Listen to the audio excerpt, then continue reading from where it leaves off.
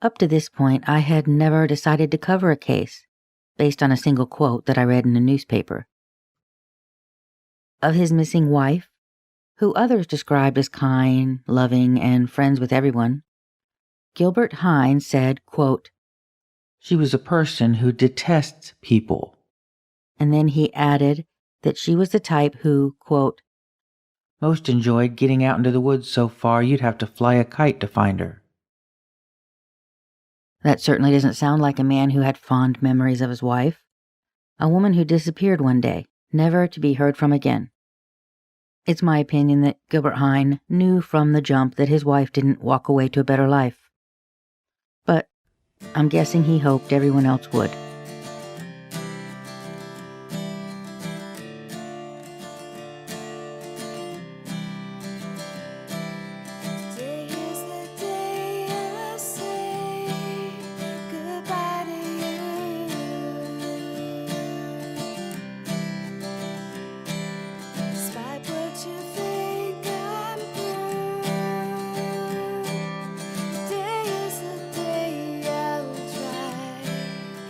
John David, the one that, I told you that there's no adoption on him because we all searched.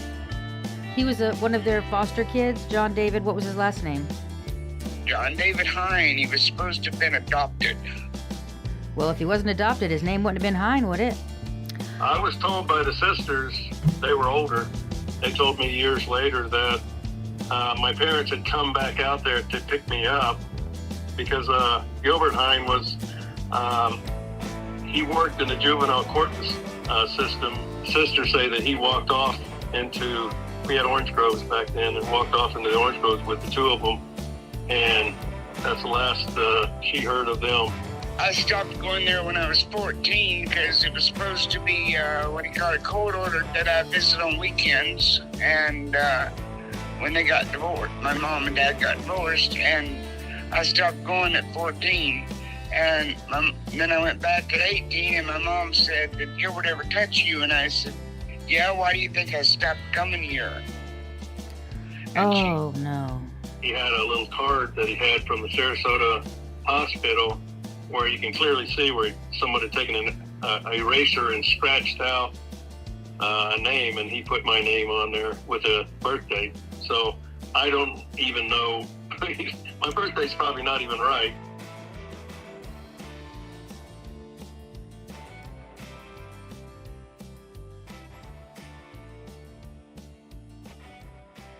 Parrish, Florida, a little hamlet on the banks of the Manatee River, lured settlers in the mid-1800s with its open, rich land that was perfect for cattle and ranching.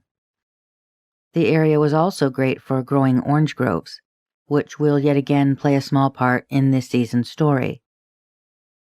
On January 15, 1972, Kathaleen Hine, or Kay, known to her friends, was scheduled to spend the day at the local fairgrounds in Palmetto, Florida. She was to be working in the poultry barn and had prearranged to meet a friend at the front gate when she arrived so that they could go in together. The first signs of a problem that day were when Kay called her daughter Betty around 7 or 8 that morning. Betty said that her mother told her she needed to talk to her about something important, and then she said she heard a scream, and something like, "I've got to, he's going to," and then the phone died. She tried to call back, but she got no answer, so Betty called her sister-in-law, Daphne Ford, and told her what had occurred. The women decided to go out and check on Kay at the ranch. About an hour after the call, Betty says that they arrived at the Hine property, and her mother's blue Ford was sitting inside the gate to the right of the house. She said she felt the hood, and it was cold. There was a Jeep truck parked closer to the house, and she said its hood was warm. She said that Gilbert Hine's Volkswagen was not there. When she opened the front door, she said there was an awful smell. There was furniture out of place, as if there had been a struggle. They noticed a footstool that was laying on its side, which the women had to step over to move further into the house. In the front bedroom, Betty saw her mother's gun holster laying in the middle of the floor, but her gun was nowhere to be found. In that same room, Kay's purse was laying on the dresser with items strewn about, and her keys were hanging off the edge, almost ready to fall to the floor. Betty said that the floor seemed wet. When they noticed what they believed to be a bullet hole beneath the bedroom window, both Betty and Daphne began to cry, and they immediately left the house. They did peer into Kay's car on the way out, and they saw her prescription sunglasses, which Betty said she never went anywhere without. The two women left and immediately went to notify Kay's father, Harold Folk, of what they had found. This is Cheryl, one of Kay Hine's daughters. What it was is I was living in El Paso, but I had borrowed like $36 from my mom I had met my second husband, and we were going to leave El Paso and wherever it was and go by bus or something. And anyway, I asked Mom to send me money. She sent me $36. And then after I got to El Paso, got 2 jobs, I sent her back $50. And she went and bought a 38 police special. And I know that she bought it because she bought it from a pawn shop there in Palmetto. And when I sent her money back, she loaned me, What did she want the gun for, did she tell you? Oh, I asked her that. She said, for rattlesnakes. And she said, one in particular. Now, it's notable that Betty did not mention in any of her statements that she had seen the 2 young boys at all, John David and Charlie, Kay and Gilbert Hine's sons, who were approximately 10 and 11 at the time. Harold Folk, Kay's father, went to his daughter's house shortly after being notified by his granddaughter. He said Kay's car was there, and as he walked to the door, he could hear children crying. It appeared to him that there had been a fight in one of the bedrooms. He noticed his daughter's purse, her car keys, and one of her hair pieces lying on the floor. Kay Hine had a genetic condition where she was unable to grow hair, so she always wore wigs. Her father would later say that he saw a stool lying on the floor with one of the legs broken off. So this seems to corroborate essentially what Betty and Daphne saw when they entered earlier. It's unclear, based on the report, what time he ran into Gilbert that day, whether he was at the home when he first arrived and heard the children crying, or whether Kay's father went back after he went to the sheriff's office, because he went there directly after viewing the scene to report his daughter missing, but at that time they said they couldn't do anything. She hadn't been gone for long enough. Kay's father argued with the deputies because he knew something was wrong, and they ordered him to leave the premises or he would be locked up. But Harold did run into Gilbert sometime that day. Again, it's not documented clearly if he went back or if he ran into him the first time he was at the property, but he said he asked his son-in-law what happened to Kay, and Gilbert told him that he had dropped her off at the fairgrounds, and then he said, "Harold, I'll take care of it," and he shut and locked the door, leaving Kay's father outside. This would become a pattern on the part of Gilbert Hine when anyone came by looking for Kay after that. He would shoo them off the property. Betty said that she went back to the ranch the next morning. Nobody was around, so she drove down Rye River Road and stopped her car at the gate that leads back into the ranch by the river. She was essentially trying to access the property from a different point than the main driveway. Betty climbed the gate and she said she noticed fresh tire tracks that looked like Jeep tire tracks. So she followed them a few yards and she noticed footprints deep in the sand. She continued to follow them until Gilbert's brother Clyde suddenly appeared and told her to get off the property and stay away. He had what she described as a rifle or a shotgun in his hands. But she wasn't deterred. Betty went back again the next day, now 2 days after she had spoken last with her mother. Her grandfather had told her that the boys were crying when he went out to visit the house. So she drove up and she saw a large fire burning on the left side of the ranch house. Gilbert and his brother Clyde were standing on the opposite side of the fire, and she saw Gilbert toss one of Kay's monkeys into the fire. She heard it cry out and she screamed at Gilbert, "What are you doing?" He yelled back, "Get out of here." "They're my animals too." But he again ordered her to leave, and when his brother Clyde started coming toward her, Betty ran for the car. It would be 2 more days before police got involved, and by then, Gilbert Hine wasn't letting anyone else on the property, and it appears that police never pushed the issue. I started this project like I always do. I scoured court records and newspaper accounts, and I researched family trees while waiting for the results of my FOIA request to arrive, police reports where I assumed I might find some actual facts. Because I always assume, and often find, that once I do get the report, most of my questions will be answered. I expect to find a decent number of facts right there in the initial incident report. Well, that is absolutely not what I found here. The entirety of that initial 1972 investigation into missing person Kathaleen Hine is 9 pages. 9 pages. And not only is it 9 pages, but they are 9 pages where most of it is white space. I don't think I have to tell you that that's an immediate red flag. From that report, we learned that 5 days after she went missing, police finally took a report from Harold Folk, Kathaleen's father. It should have been immediately concerning to law enforcement that her own husband, Gilbert Hine, wasn't the one who contacted them about his missing wife. On page 1 of the report, under the box labeled Reason for Absence, the missing persons report notes, might have left husband, and in another box, which is titled Personal Habits, is typed, Subject has been known to drink. Both of these things were told to police by her husband, Gilbert Hine, when they visited him at his place of employment, which was as a clerk in the juvenile court building in Manatee County, Florida. Gilbert Hine told police that he had driven his wife to the agricultural center in Palmetto for the fair 5 days earlier, and she never came home. I should note that Kay Hine loved animals. They had a lot of them out on the ranch.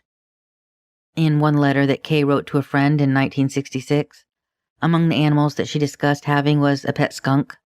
Quote, "A little devil who bit me this morning, and he's been real good, but he likes to sleep in, and I wanted to measure him for a lead halter, and he wasn't in the mood." Yeah, they had goats, chickens, ducks, geese.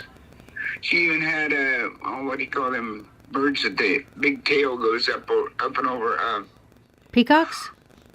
Yeah, she had one of those. She had a monkey, and she was trying to get me trying to start up a zoo. Yeah, she was trying to start a zoo. So everywhere I would go, she'd tell me, go to the zoo and see if they got anything for sale. You know, she's trying to open up a zoo because there was none in Manatee County. You had a monkey too? Yeah, just a spider monkey, but Gilbert shot it and threw it in that hole. What? He killed it? Yeah, he killed a bunch of animals, and it's supposed to be in that hole that John said. It's supposed to be in that hole where John dug.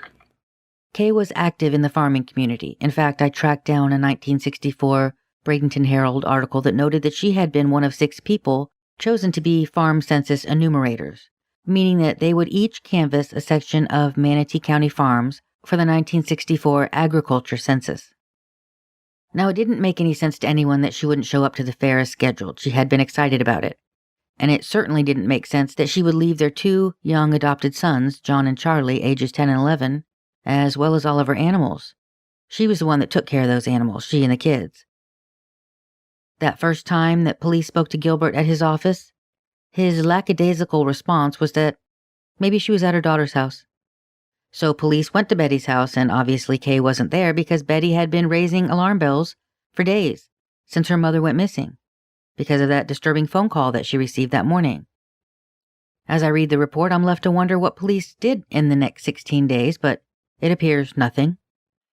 In the decades to follow, an investigator around 2004 would write this in the investigative file.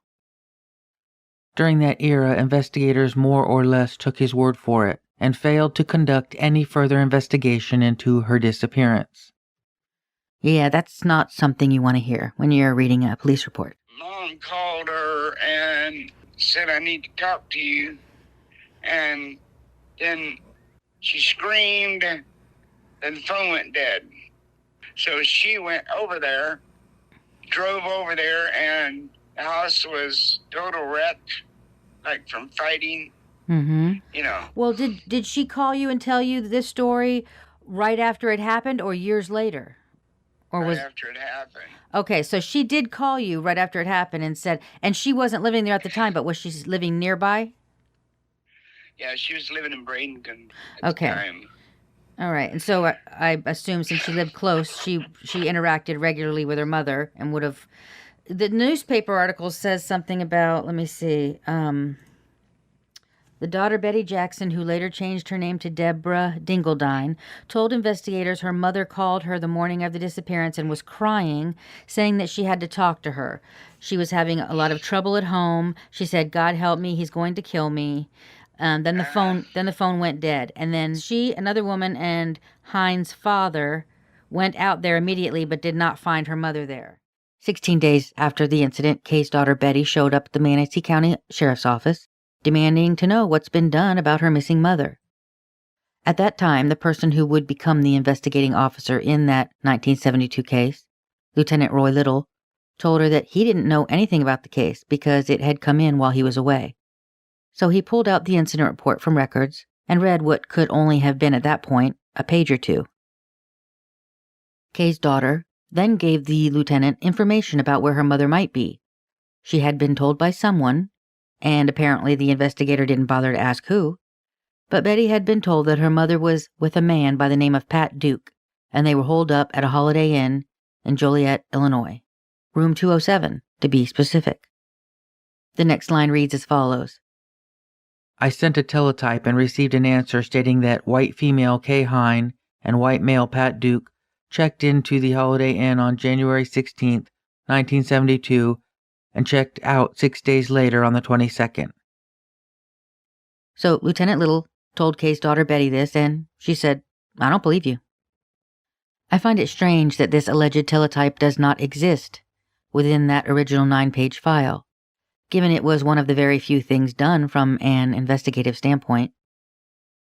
It would be another 10 days before they learned that this tip was not accurate. This, according to newspaper accounts, because it wasn't even documented by the investigator. Allegedly, it was later learned that this was another woman with a similar name. And again, there's no information on how it was learned, how it was investigated. It's just a note in a newspaper article. But at the time, Betty knew it was false information, so she continued to call the police, saying that she didn't believe it. At one point, she spoke to a deputy that was working the front desk, and the report says that she cussed him out, and then she called the state attorney. Suffice to say, Betty Jackson, daughter of Kay Hine, knew from the beginning that something was wrong, but was being told that her suspicions were unfounded. So let me ask you this, what do you do when you know something's wrong but nobody is taking your concern seriously? What do you do? The investigators did go back a second time to speak with Gilbert Hine, again at his workplace at the court building. They never once asked him to come down to the station and give an actual witness account. This time he told the officer that he knew their office had done all that they could do to locate his wife, and he was very embarrassed that his stepdaughter was making such trouble for them. Not a single worry about his wife. He was more worried about how his stepdaughter was embarrassing him. When the lieutenant showed Mr. Hine the teletype from Illinois regarding his wife being holed up in a Holiday Inn with Mr. Pat Duke, Hine told the officer that Kay had done the very same thing about 14 years ago, and that she'd been running around with other men prior to leaving this last time. He failed to mention that it was him that she had been with 14 years earlier when she left her previous husband, and that she and Gilbert had been together since. Hine told police that Kay often stayed out all night, something that was refuted by literally every other person that I asked.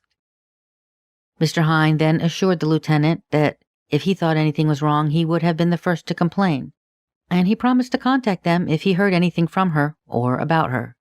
But Gilbert Hine was not even remotely concerned about his missing wife. Over 3 weeks later, Mrs. Pat Duke called the Manatee County Sheriff's Office and wanted to know if what Betty Jackson had told her was true about her husband and Kay Hine. Apparently, Betty was busy blowing up her phone. I actually think it was pretty smart of her to go right to the source, because if someone told me my husband was holed up in a motel out of state with someone, I'd obviously join that person's charge in getting to the truth. But Mrs. Duke was not amused. She told the officer that she spoke with her husband, and he said that he hadn't seen Kay Hine.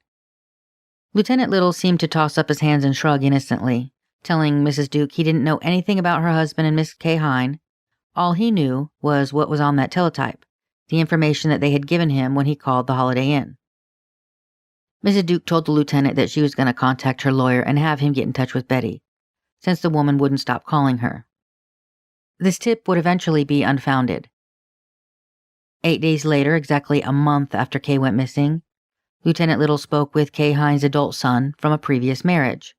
His name is Ronald Frost, and I'm going to read this page directly from the report because I think this statement is what hammered that final nail in the coffin that was the investigation into Kay Hine going missing. Mr. Frost stated that he's not worried about his mother because this is not the first time this has happened. Mr. Frost stated his mother left in the same way about 14 years ago, leaving 3 small children behind and never came back for about a year.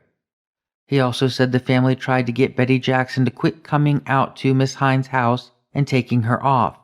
He said they would go to Tampa and the bars around town, and she'd get his mother drunk. Mr. Frost said he took his mother their rent money of $45 on Friday, the day before she went missing, and he gave it to her. At that time, he said she told him she was getting tired of being tied down and was going to have some fun. He also said she told him she bought a little bottle of booze and got drunk and she liked the feeling. Mr. Frost said Betty's just trying to start trouble because she likes to be the center of attention. He also stated that his mother said she'd like to go back to Mexico, and from there, he said there's no telling where she could be. He did say if everybody would just settle down, she'd probably come back. But as far as things go, he said he wasn't going to hunt for her. He will call if he hears anything. Admittedly, as soon as I read that, I thought, oh my, well, maybe she did run away. Still, you know how you see something, and you know there's something not quite right about it, and you can't explain it exactly, but you just know something's a little off? I noted how Ronald Frost used the exact same phrasing as Gilbert Hine had. That whole 14 years ago thing about Kay running off. That number 14 just tripping off his tongue. The thing about this not being the first time that she's done something like this.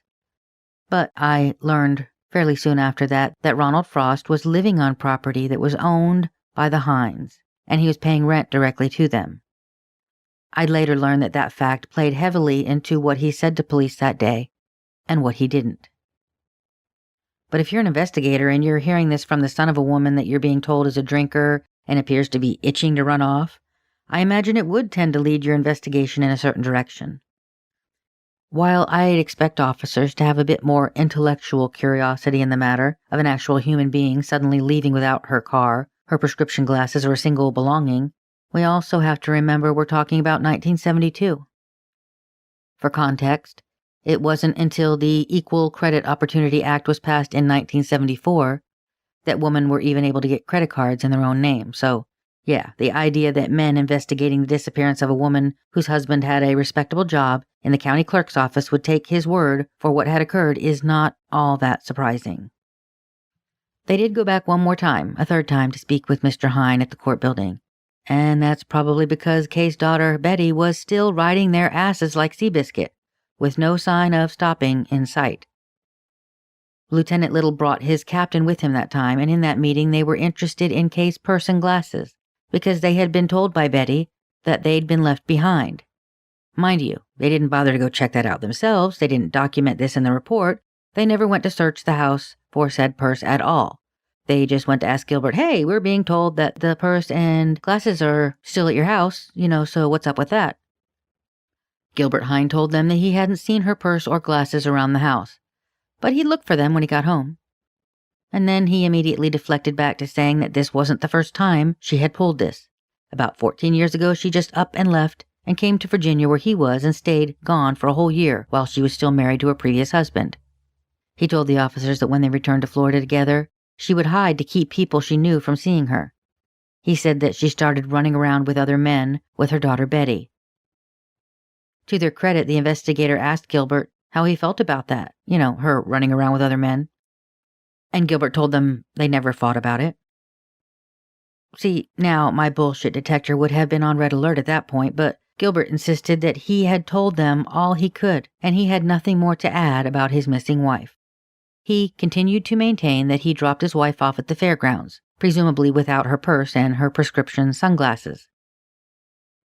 Police spoke with a man named John Flaherty, who knew Kay well. He was a local farrier, and he had just seen her that Friday before she went missing, because he had serviced her horses. He told them that she was in a good mood that day and nothing stood out. Again, to their credit, because I am really stretching to try to give them credit when it's due, just over a month after she went missing, Lieutenant Little, along with 2 detectives, and the captain of the Palmetto Police Department, went to the wooded area of the Hine residence and made a check of the area. Quote, as best as we could from 9 a.m. to 5:15 p.m. Due to being such a large area of thick woods, we looked the area over as best we could. We used Captain Keck's Jeep wagon to search the area. We also checked the old homestead, but found nothing. Investigation continues. The home itself was never searched. There's no indication that they ever even asked Gilbert Hine for permission to nose around inside the house, or even followed up on that purse and the glasses. The last person they spoke to was the woman that Kay Hine was supposed to meet at the fairgrounds that Saturday on the 15th. She told them that they were to work at the poultry barn together that day, but Kay never showed up. She had seen her that Thursday before at the fairgrounds, and everything was fine at that time. They discussed the barn setup, and nothing about that day seemed off to her. The last page of that 9-page report ends with the words "Investigation continues" in all caps. But that proved to be untrue, because this is the sum total of the original investigation done into the matter of missing person Kay Hine.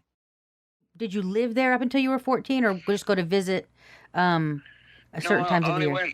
Only went on weekends when I was up to 14, from 10 to 14. She walked out when I was 8 or 10 years old, I forget. And I just know that we had to go to bed at 6 o'clock, and while we're in there sweating to death, one night there I heard, "It's Johnny Carson show." Well, everybody knew that came on at 10 o'clock. And I heard Charles and John giggle or something. So I got up and went and snuck over by the edge of the door, and Gilbert and Mom was sitting there. They split a beer, in a glass. They were both sitting in recliners side by side, and the kids were on the floor. John and Charles was on the floor, and I stood there and I turned my head around the corner and I said, "Why do they get to stay up, but we have to go to bed?" But that's one other reason that I told Dad I wanted to stop going there. I got tired. I didn't want to tell him I was sick of Gilbert, but I wanted to, because my dad would go over to went over and killed him, And I told him I was tired of being treated like a foster kid. Me and Roger wasn't included in anything because we were foster kids. And like I said, I was 14, and Dad says, "Get ready to catch the bus tonight after school." And I said, "Do we have to?" He looked, and I said, "This is like Friday." And I said, "Are you get in trouble with the judge if we don't go?" And he goes, "No, why? Don't want to?" I said, "No." And he looked over at Roger, and Roger kind of nodded his head, I guess, and agreed. So he said, "No, you don't have to." So we stopped going. One day when I was 18, and I was out there, she was milking a cow, and she stopped, and she said, Did Gilbert ever touch you?" And I said, "Yeah, why do you think I stopped coming here when I was 14? What do you think made her ask you that? Because I think the foster kids must have told her. John specifically, did he ever say that he told her that Mr. Hine had abused him? Oh, mentally. Charles was the favorite, but John was treated like dirt.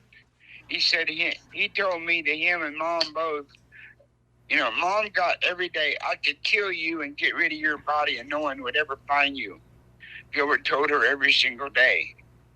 Whose idea was the foster community? Your mother's or your or Gilbert's? Probably Gilbert's. And do you think that was to be around children for the purposes of abusing them? I don't know, but I don't know. The only thing is not, like Mom asked me, how, when? I said, every time I'd walk by him, he'd grab either my crotch or my boob. Were you the only girl child in the house at the time? Yeah. Did they take in boys and girls to foster? Yeah. After you told her that, how much time after that was when she went missing? Right after. So it was close in time period, like the same year, Oh, yes. the same... Oh, no, within weeks. Did she ever tell you that she confronted him about it? No. She just, as soon as I told her, she got up right then and walked out of the barn, left the cow standing there, and walked out of the barn. And then I think the next day I left there. Do you remember there being a lot of kids in the house at once? Or just... No, most of the time it was like, I think she had a limit of 8, I think.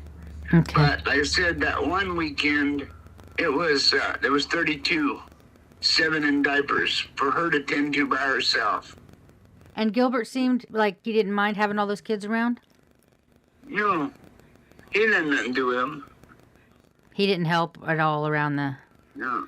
And it's weird, when Mom first started it, she didn't really know, didn't have the training for it, right? She didn't really know, right? Mm-hmm. So she went and bought some toys, and she bought jump ropes for the girls.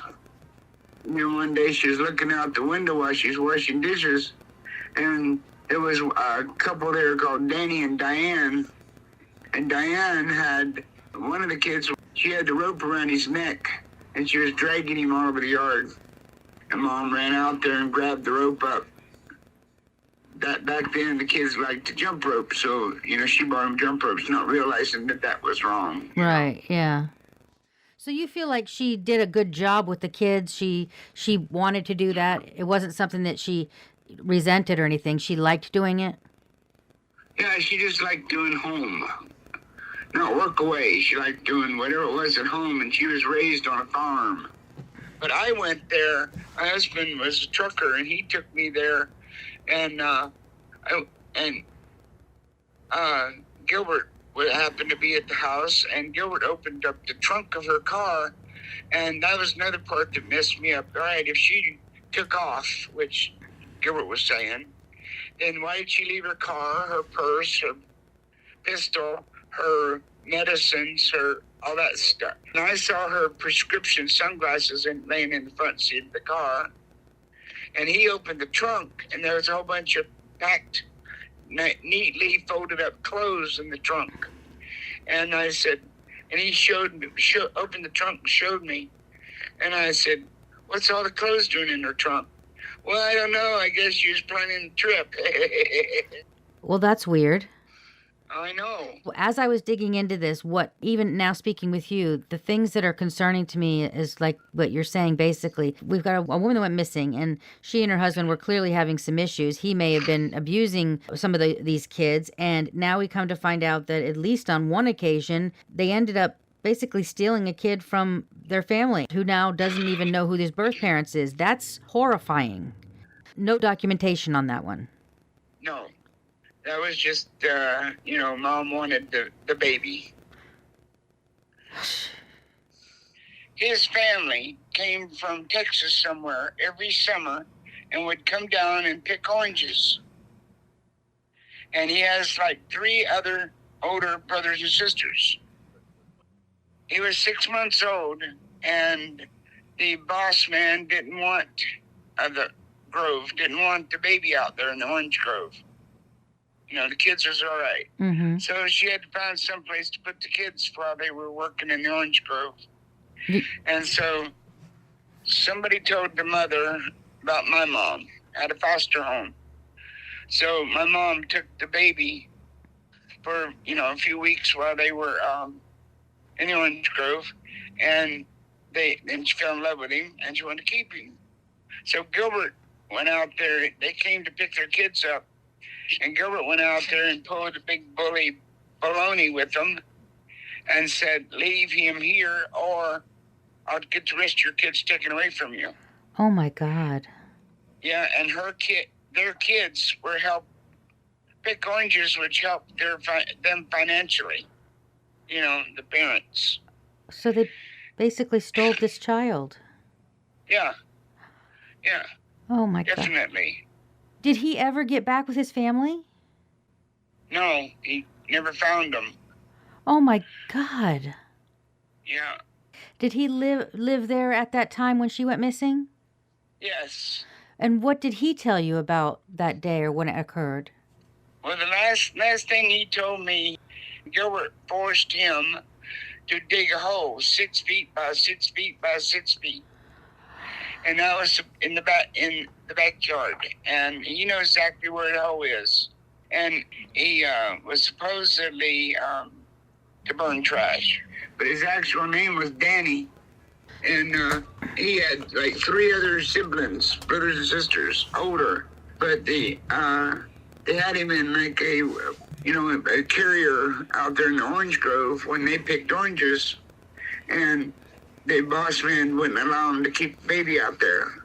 So I was told that somebody told him about Kay Hine had a foster home, and that she could keep the kids while they were there for a couple of weeks, planting or picking oranges.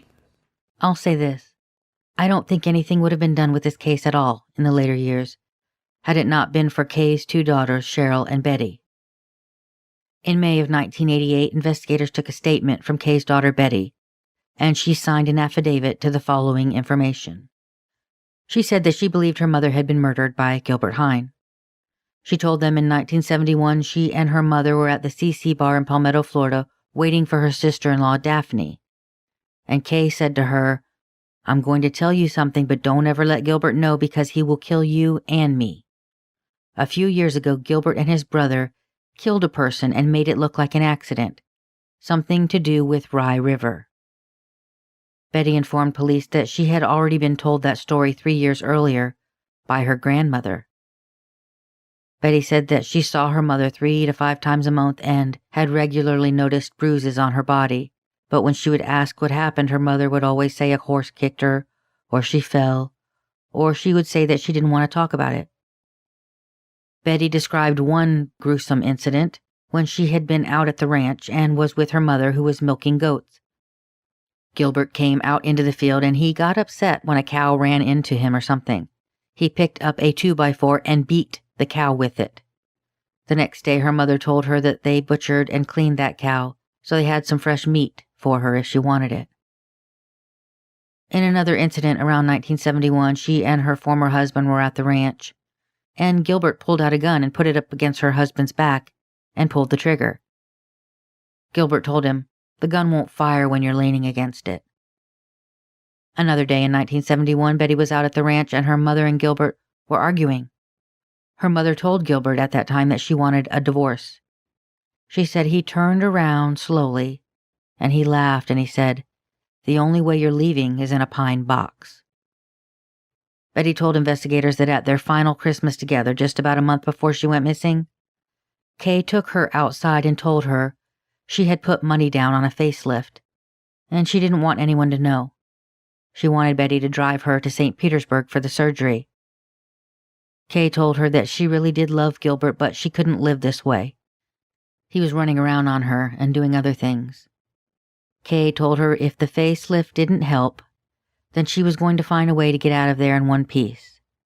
She said, "You just don't know. You just don't know him." And then she said, "If I wanted to, I could ruin him. They would lock him up forever. But this isn't the time to be talking about things like that."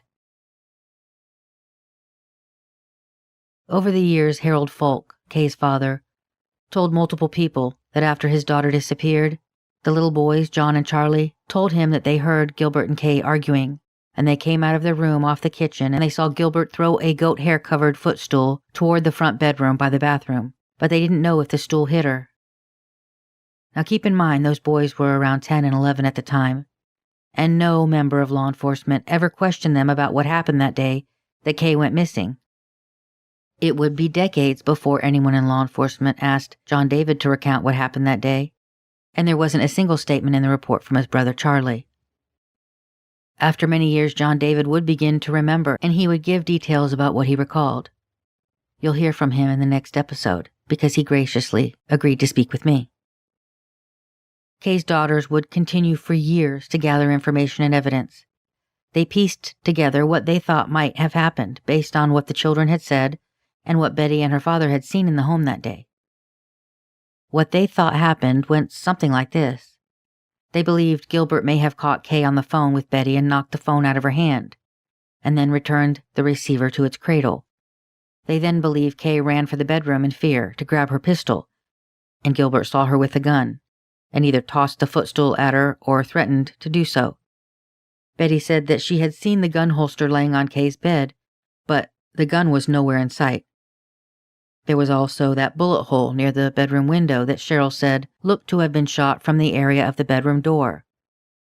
They surmised that Kay had been hit by the stool, and then Gilbert had shot her sometime thereafter.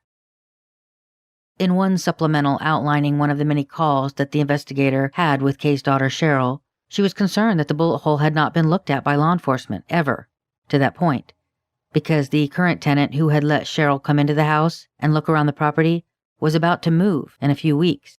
She was concerned that that might limit their ability to get in there and look at the hole. In letter after letter, Cheryl pled with them to come look at the bullet hole. At one point, the lieutenant noted this in the report. I asked her where she comes up with these stories, and she stated she just gets to thinking. These stories referred to the scenario that she and Betty had put together based on the little physical evidence that they had seen.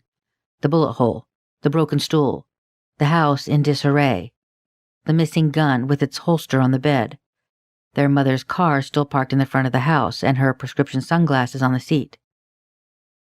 In his report, Lieutenant Hackle wrote, I cannot track the record of who has lived in this residence since Gilbert left, and cannot tell how long the bullet hole has been there or anything about what might have happened.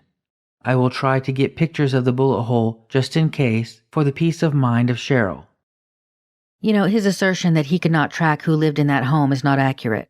Surely a list could have been compiled based on residents known to have rented. Many of those names are mentioned later in this report that I received. A curious investigator might have approached each of them, working backward to see if one, any of them remembered seeing the bullet hole when they moved in, and two, if any of them had discharged a weapon inside the home. That information could have narrowed down when the hole was there and wasn't there. Would any of this be concrete evidence? No, but if you had multiple residents sign affidavits saying that the hole was there when they moved in, and you had the gumption and wherewithal to follow that thread back to when Gilbert first rented the home out because he lived there for a long time after his wife went missing, perhaps you might have a solid piece of circumstantial evidence at the other end of pulling that thread. It's not that Lieutenant Hackle couldn't track that evidence down. It's that he didn't want to, and that's unfortunate. I cannot reiterate strongly enough how much work Kay's daughters did, trying to find the truth, how many hours they both put in. They understood the problems with Gilbert's story. Here's one very simple question posed by Kay's daughter, Cheryl, in one of her letters to police. Why would Gilbert have driven Kay to the fair? He told police she never came home, but he was never even asked how she was supposed to get home if he was the one who took her. She didn't have her car. That is a very good question. Kay's father, Harold Folk, would later tell police that her car was packed up with things for the fair inside, and he saw evidence of a huge struggle inside the home when Betty called him that day worried about her mother. Her daughter Cheryl says that years later Gilbert would show her boxes of Kay's clothes in her own car trunk and laugh and say, "Guess she was planning a trip." Gilbert Hine's story was clearly inconsistent. First, he insisted that she had run off with someone, but he also said at the same time that he dropped her off at the fair. Neither of those make sense. If she ran off with someone, you'd think she would take her car, purse, glasses, medication. None of that was missing. And if she went to the fair, why was her car parked in front of the house packed with items for the fair? I don't believe Kathleen Hine ever left her house that day. In fact, she may never have left that property, ever. What I found out through the years is It was called Rye Road. Gilbert Hine's mother was a Rye.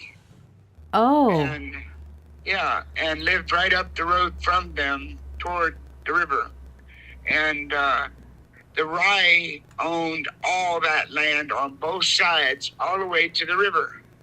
And I was told this by his brother Ward and his wife. They owned all of that property on both sides. From what Betty claimed, she was shot, burned, and buried on that property.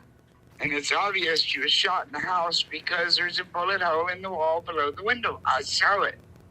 But there used to be a barn in the back of it, and he burned that down first thing. And then there was a goat barn, and he burned that down. And then there was, after my mom disappeared, and then there was 2 cabins off to the close to, well, the right side of it. There was 2 cabins there, and he burned those down. Anything that was, about Mom, he burned down. So there's only the house left. Stay tuned.